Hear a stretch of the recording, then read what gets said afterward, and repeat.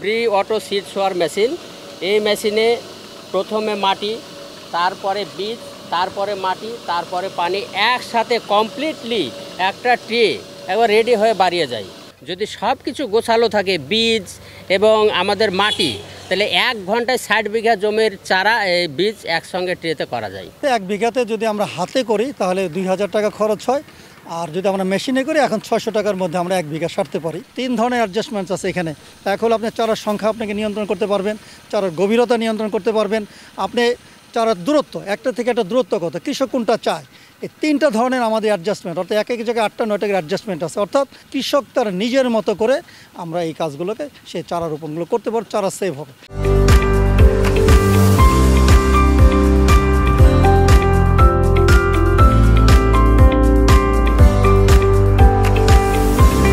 সৌজন্যে সিনজেন্টা বাংলাদেশ। প্রিয় দর্শক, আমাদের প্রধান খাদ্যশস্য ধান উৎপাদনের ক্ষেত্রে বীজতলা তৈরি, রোপণ, আগাছা দমন কিংবা কর্তন বেশ সময় সাপেক্ষ এবং শ্রমঘন। এক্ষেত্রে ঠিক সময়ে ধান রোপণ না হওয়ার ফলে উৎপাদনও ব্যাহত হয়। সম্প্রতি বাংলাদেশ ধান গবেষণা ইনস্টিটিউট ব্রি নতুন এক ধরনের মেশিন আবিষ্কার করেছেন, যেটির মাধ্যমে বীজতলা তৈরি এবং সেই সঙ্গে রোপণ করা যাচ্ছে। ব্রি সিড সোয়ার এবং রাইস ট্রান্সপ্লান্টার এর মাধ্যমে এই কাজটি করা সম্ভব হচ্ছে এবং কৃষকদের মধ্যেও ব্যাপক সাড়া পড়েছে। কিভাবে সম্ভব হচ্ছে এটি, এসব নিয়েই আমাদের আজকের কৃষি প্রযুক্তি অনুষ্ঠান। আর সঙ্গে আছি আমি মনিরুল ইসলাম মিন্টু।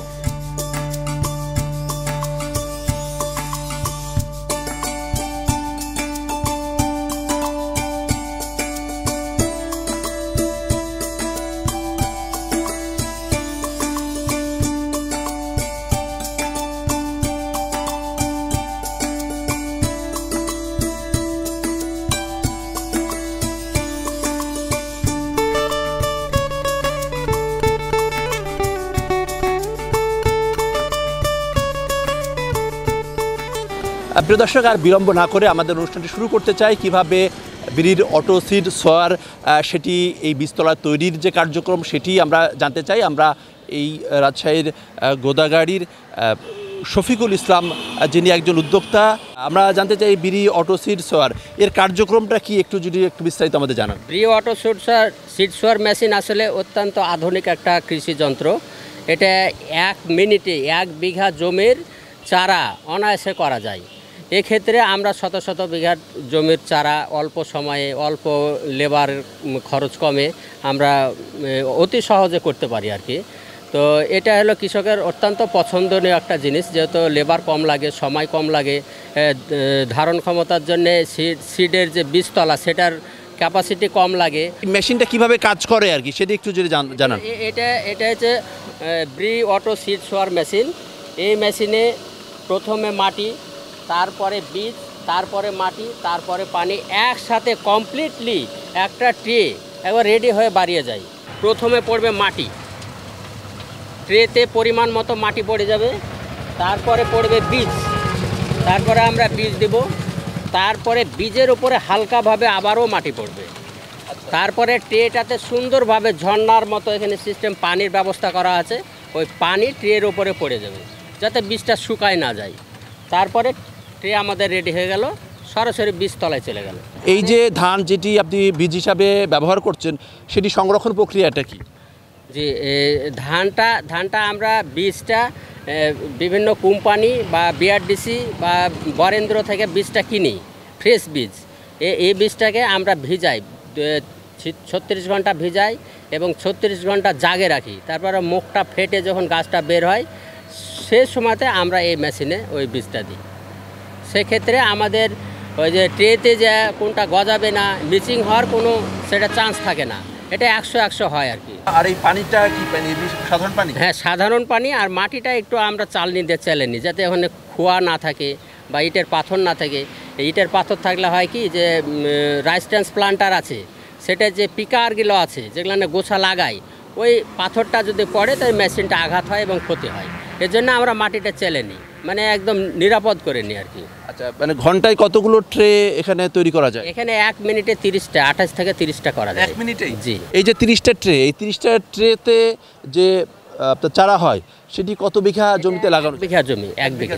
যদি সব কিছু গোছালো থাকে, বীজ এবং আমাদের মাটি, তাহলে 1 ঘন্টায় 60 বিঘা জমির চারা এই বীজ একসঙ্গে ট্রেতে করা যায়। আচ্ছা, এখানে মাটি, ধান এটা হয়ে গেল, এরপরে আমরা সরাসরি বীজতলাতে সমানভাবে বসাই দিই। এই জায়গাটা দেখি এটা স্যার অটো সিড সোয়ার মেশিন যখন না ছিল, মানে ছিল না আর কি, তখন আমরা এই সিড সোয়ার মেশিন দিয়ে 5 বিঘা, 7 বিঘা, 10 বিঘা একটু সময় লাগতো, কিন্তু আমরা করতাম। এখন যেহেতু অটো সিড সোয়ার মেশিন, সেক্ষেত্রে এটা অল্প জমি হলে 2-1 বিঘা জমির জন্য ওটা টানা ছেঁচড়া করি না, এটাই নিয়ে যাই। অল্প হলে এই এইটা, জি, হাত দিয়ে মাটি দিই, হাত দিয়ে ওই যে লেবেলার দিয়ে চরুস করি, মাটি দিয়ে সিড সোয়ার মেশিন দিয়ে বীজ দিই, দিয়ে পরে হালকা করে হাত দিয়ে মাটি দিয়ে দিই। এই মেশিনে আমরা হলো 2 প্রক্রিয়ায় ধান লাগাই। একটা হলো কৃষককে, মানে শুধু ধান ওরা চারা তৈরি করবে, আমরা 600 টাকা বিঘা করে ধান লাগাই দেবো। আর আরেকটা প্যাকেজ আছে, আমরাই ট্রেতে চারা তৈরি করে দেবো এবং জমিতে লাগাই দেবো। সেই ক্ষেত্রে আমরা পার বিঘা 2000 টাকা নেব, মানে আমাদেরই সব। আচ্ছা, এই মেশিনটা পেয়েছেন কোথায়? ওই মেশিনটা কোথায়? এটা আমি বিড়ি থেকে কিনে নিয়েছি, সিড সোয়ার মেশিন। আচ্ছা, এটা তো কত দিয়ে কিনেছেন? এটা 12,000 টাকা কিনেছি। মাত্র 12,000 টাকা? জি। তাহলে 12,000 টাকায় আপনার এই বীজতলা তৈরির মেশিন পাওয়া যাচ্ছে? জি। আর ওই মেশিনটা? ওইটা 1.5 লক্ষ।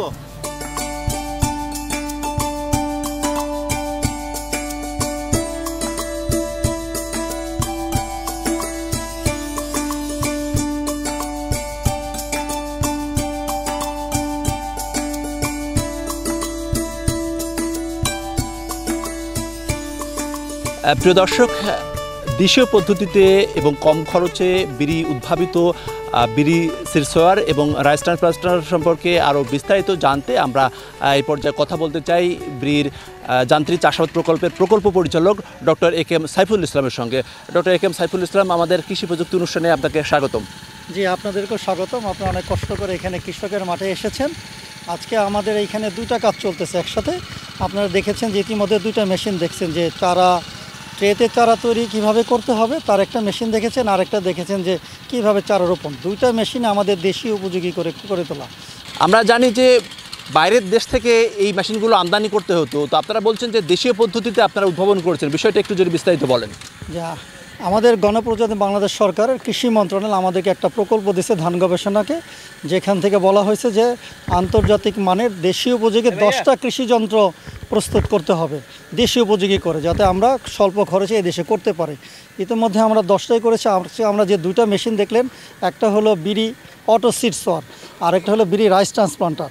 এখন আমরা রাইস ট্রান্সপ্লান্টার করতে গেলে প্রথমে আগে চারা তৈরি করতে হয়। চারা তৈরি করার জন্য আমরা একটা অটো সিড সোয়ার ডেভেলপ করছি, যেখানে 4টা কাজ একসাথে করে।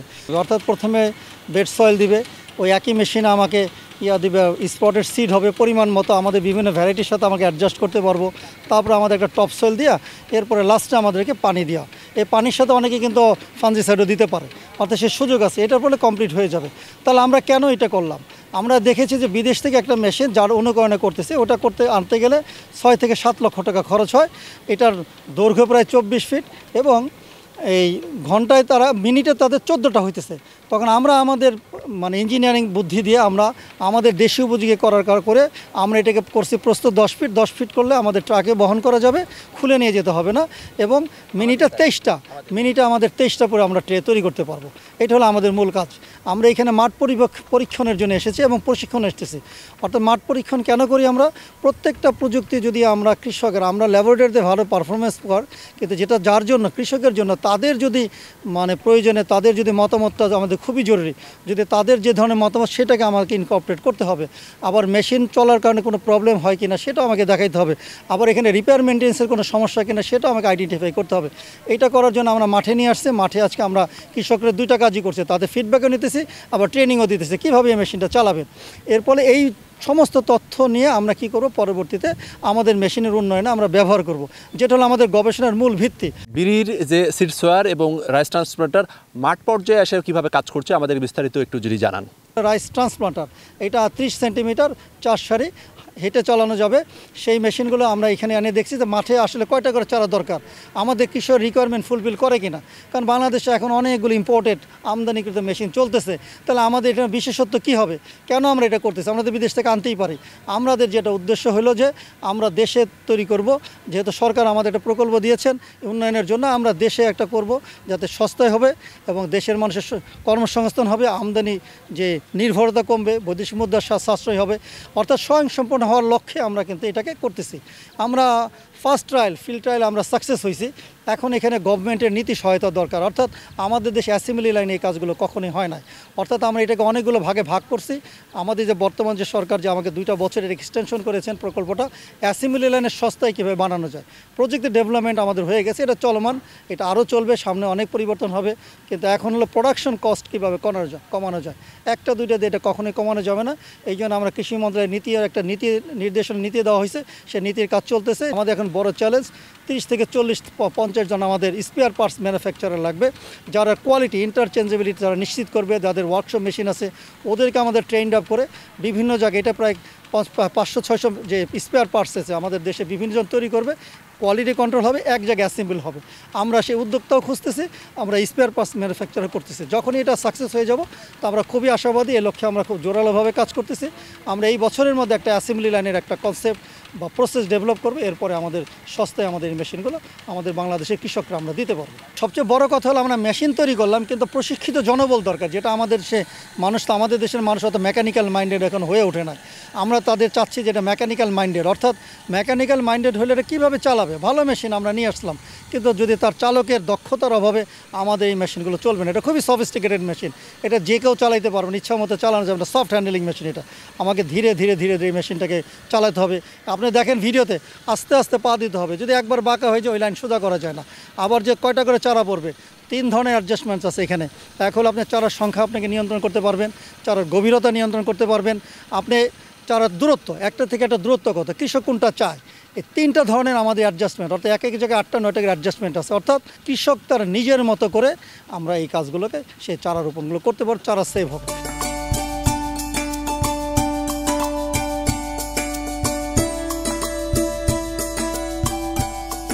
সনাতন পদ্ধতিতে ধান রোপণ বা লাগানো, সেই সঙ্গে যদি জানতে চাই যে এই যান্ত্রিক পদ্ধতিতে আপনাদের যে মেশিনারিজের মাধ্যমে ধান রোপণ, সেক্ষেত্রে খরচের পার্থক্যটা একটু যদি আমাদেরকে জানান। খরচ হলো আমাদের বর্তমানে যেটা চলতেছে, 1 বিঘাতে যদি আমরা হাতে করি তাহলে 2000 টাকা খরচ হয়, আর যদি আমরা মেশিনে করি এখন 600 টাকার মধ্যে আমরা 1 বিঘা সারতে পারি। কিন্তু এর মধ্যে আরেকটা অ্যাডভান্টেজ আছে, অর্থাৎ 600 টাকা দিয়ে তো আমি 1 ঘন্টার মধ্যে সেরে ফেলবো, আর ওইটা 3-4 জন যদি করে তা দেখা গেলো দিনই চলে গেল, অর্থাৎ আমার 6-7 ঘন্টা তো আমাকে বেঁচে। আমরা একটা মেশিন দিয়ে যে ওয়াকিং টাইপ যে মেশিনটা আসছে, দিনে 8-9-10 বিঘা আমরা করতে পারবো। কিন্তু কৃষক তো ওটা করতে গেলে আমাদের অনেক, অর্থাৎ শুধুমাত্র আর্থিক সাশ্রয় না, শ্রমিকের সংখ্যাও তো আমাদের কমে গেল এবং আর্লি।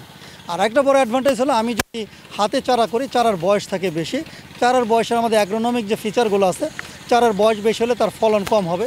কিন্তু ছোটো চারার একটা বড় বৈশিষ্ট্য আছে, ছোটো চারা যদি করি, এটা আমন সিজন আমরা 14-15-16 দিনের চারা করি, এতে খুব রুটিংটা খুব সুন্দর হয়, ফলন কমপক্ষে 10% বেশি হবে। আমরা ফলনে কিন্তু একটা অ্যাডভান্টেজ পাবো, শুধুমাত্র প্রোডাকশন কস্ট সেখানেও কমবে, ফলনে বাড়বে, আমাদের 2 দিক থেকে আমরা একটা বেনিফিট পাবো। আরেকদের সময় সাশ্রয় হবে, এক্সট্রা টাইম মানুষ অন্য কাজে ব্যবহার করতে পারে। আমরা প্রশিক্ষণ প্রত্যেকটা লোকের হাতে কলমে প্রশিক্ষণ দিই। এখন কোনো ক্লাসরুম লেকচার আমরা করি না, তাদের মাঠে নিয়ে আসবো, তাদের মধ্যে নিয়ে আসবো, প্র্যাকটিক্যালি তাদেরকে করাবে, প্র্যাকটিক্যালি কীভাবে চারা তৈরি করতে হবে, চারা হবে।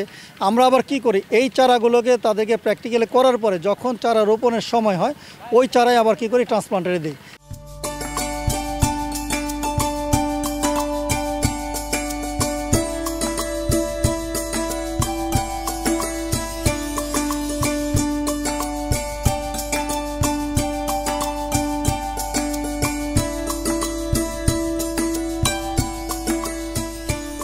শ্রমিক দিয়ে করলে আপনার 3 থেকে 3,500 টাকা খরচ হয়। মেশিনে আপনার 600 টাকাতে আমার ধান লাগা কমপ্লিট হয়ে গেছে। আগে তো মানে মাটিতে বীজ ফেললেই করলে অনেক বিছন লাগতো, এবারে 7-8 কেজি বিছন লাগতো। আর এখন এই মেশিনে রিপন কি করলে 2 থেকে 3 কেজির ভিতরে হয়ে যাচ্ছে। আর এতে লাগানো খুব ভালো হচ্ছে, লাইন হচ্ছে। মেশিনে আপনার হচ্ছে এখন অর্ধেকেই হয়েছে লাগা, এখানে আমরা উপকার পাচ্ছি কৃষকেরা। এবং মেশিনে লাগাতে আপনার কারেন্ট পোকা এটা থেকে ফাঁকফাক লাগা হয়, কারেন্ট পোকা লাগে কম। বর্তমান 1 কেজি বীজের দাম হচ্ছে 70 টাকা, তাহলে এখানে কিন্তু 3.5 কেজি বা 4 কেজি বীজ বেঁচে যাচ্ছে, তাহলে এখানে অনেক কিন্তু সাশ্রয় হচ্ছে। এরপর যখন আমরা বীজতলা থেকে যখন আগের নিয়মে যখন বীজতলা থেকে বীজটা আমরা যখন উত্তোলন করি তখন ওখানে ছিঁড়ে যায়, গোছাগুলো ছিঁড়ে যায়, এখানে একটা আঘাতপ্রাপ্ত হয় চারাটা। আবার বিষয় হচ্ছে কি ওই বীজতলা থেকে যে আমরা শ্রমিক দ্বারা বীজটাকে উত্তোলন করি সেক্ষেত্রে কিন্তু আমাদের এক্সট্রা একটা অতিরিক্ত খরচ, কিন্তু এই মেশিনের দ্বারা লাগাতে এই খরচটা কিন্তু আমাদের সাশ্রয় হচ্ছে। আমরা প্রত্যেকটা ধাপে ধাপে যদি আমরা বিশেষ হৃদয় দিয়ে ভাবি তো দেখা যাচ্ছে কি প্রত্যেকটা ধাপে ধাপে কিন্তু আপনার অর্থ অনেকভাবে সাশ্রয় হচ্ছে। এটা তেমন কোনো জটিল কোনো কাজ না, খুবই ইজি মেশিন, এবং মেশিন দিয়ে ধান রোপণ করতে আপনার ঘন্টায় প্রায় 2 বিঘা জমি রোপণ করা যায় যদি লম্বা জমি হয়। হ্যাঁ, চারা ভালো হলে, জমির কন্ডিশন ভালো হলে। ধরেন আপনার যদি 1 বিঘা জমিতে ধান লাগান সেক্ষেত্রে খরচ কেমন হয়? এখানে আমার ঘন্টায় মনে করেন সর্বোচ্চ আমার 1 লিটার তেল ধরতে হবে হয়তো 130 টাকা, আর একজন অপারেটরের মূল্য আপনার 1 ঘন্টায় সারাদিনে যে 8 ঘন্টার যে মজুরি দেবেন তার 8 ভাগ করবেন। আচ্ছা, মানে আপনি একদিনে এই মেশিনে একদিনে কত বিঘা ধান লাগানো সম্ভব? 8 থেকে 10 বিঘা জমি ইজি রোপণ করে 33%।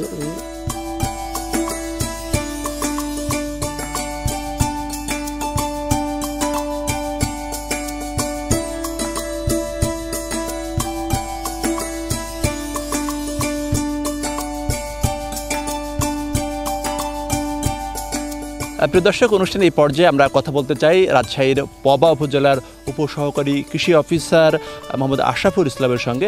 আমরা একটু জানতে চাই যে এখানে বাংলাদেশ ধান গবেষণা ইনস্টিটিউট তারা যন্ত্রের উদ্ভাবন ঘটিয়েছেন, তো সেক্ষেত্রে রাজশাহীতে আপনারা ধান চাষের ক্ষেত্রে কী ধরনের যে প্রতিষ্ঠান, দুটোই সরকারি প্রতিষ্ঠান, আপনারা কীভাবে সমন্বয় করে কাজ করছেন? ধন্যবাদ। আসলে কৃষি সেক্টরকে আধুনিক করতে হলে, কৃষি যান্ত্রিকীকরণ করতে হলে অবশ্যই আমাদের আধুনিক কৃষিতে আসতে হবে।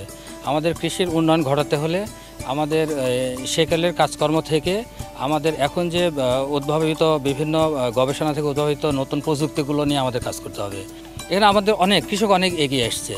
আমরা অনেক কৃষকদের বুঝিয়ে উদ্বুদ্ধ করে অনেকটাই আমরা প্রায় অন্তত 50%-এর মতো তাদের সঙ্গে আমরা কাজ করছি। যখন ধান কর্তন হয় হারভেস্টারের মাধ্যমে, তখন কিন্তু কৃষক তখন অনেক দুর্যোগ আসে, প্রাকৃতিক দুর্যোগ, বৃষ্টি, ঝড়, তুফান। তখন কৃষককে বললে কৃষক আগে একসময় শুনতো না আমাদের কথা, এখন তারা আমাদের কথা মেনে নিচ্ছে, আমাদের কথা শুনছে। কতভাগ জমি আপনারা কৃষি যান্ত্রিকরণের আওতায় নিয়ে আসতে পেরেছেন? এক্ষেত্রে তো ধান কাটার ক্ষেত্রে তো অনেকটাই হয়েছে, কিন্তু ধান রোপণের ক্ষেত্রে তো এখনও প্রাথমিক পর্যায়ে। প্রাথমিক পর্যায়ে হলেও আমরা যেমন গত বছর এখানে আমাদের 150 বিঘা প্রোগ্রাম হয়েছিল। 150 বিঘা একটা মাঠে বিশাল প্রোগ্রাম। এই পুরোটাই ধান ট্রেতে বীজ ফেলানো, ধান মেশিনে লাগানো এবং কর্তন। তো আমরা এখনও ওই যান্ত্রিকরণে অনেকটাই পিছিয়ে আছি। আমরা কৃষকদের নিয়ে কাজ করছি।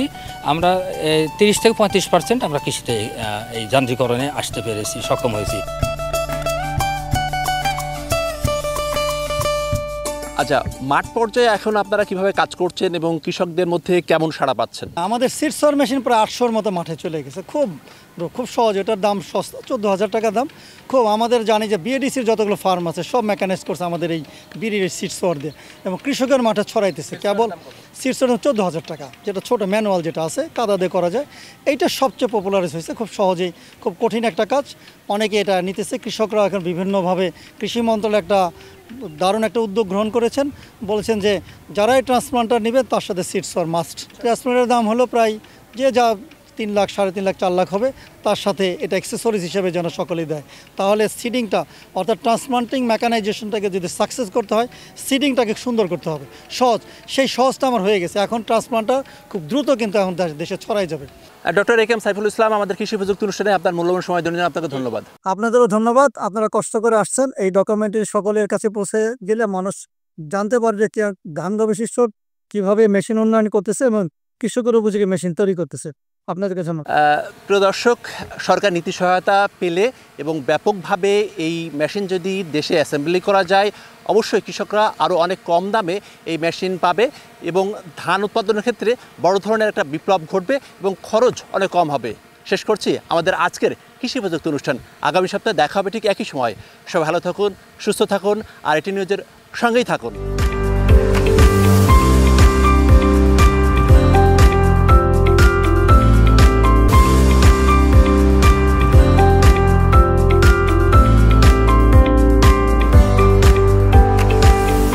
সৌজন্যে সিনজেন্টা বাংলাদেশ।